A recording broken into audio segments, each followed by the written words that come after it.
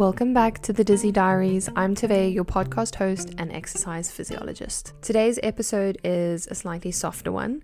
We're talking about grief, but maybe not the kind people immediately think of. Not dramatic movie scene grief, I mean the quiet kind. The kind that shows up when your body changes and your life changes with it. I think chronic illness comes with hundreds of tiny griefs that nobody prepares you for. Grieving energy, grieving spontaneity, grieving the version of yourself that could just do things without calculating recovery time like an exhausted event planner, or just not having to take medication with you when you travel.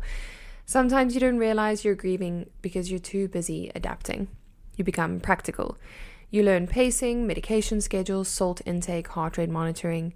Meanwhile, emotionally, part of you is still standing in the doorway of your old life going, wait, what happened?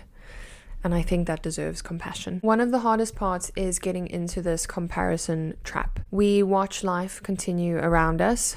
People traveling, building careers, going out spontaneously, doing 3 activities in one day without needing an intermission on the floor afterwards.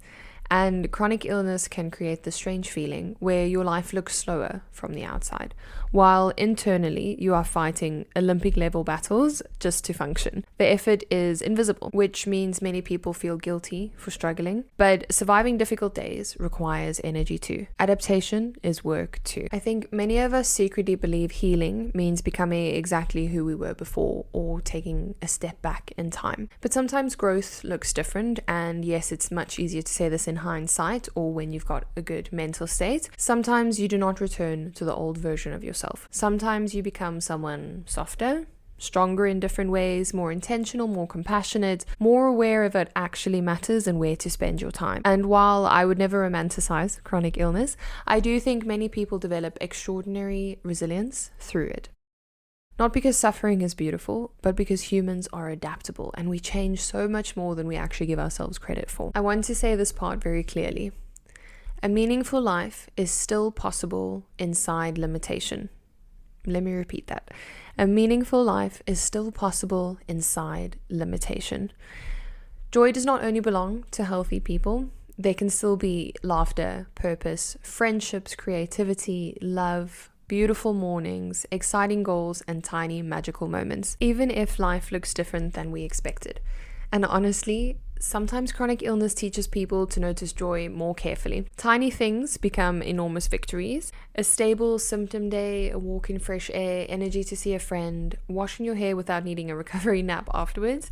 And the healthy world often races past these moments. We learn to treasure them. So if you've been feeling grief lately, take a breath. Whether you're grieving for your old self, your energy, your independence, or simply the ease you once had, I hope that you know you're not alone in that experience. And I hope that you also know this. Your life is not over because it changed shape. Different does not mean meaningless.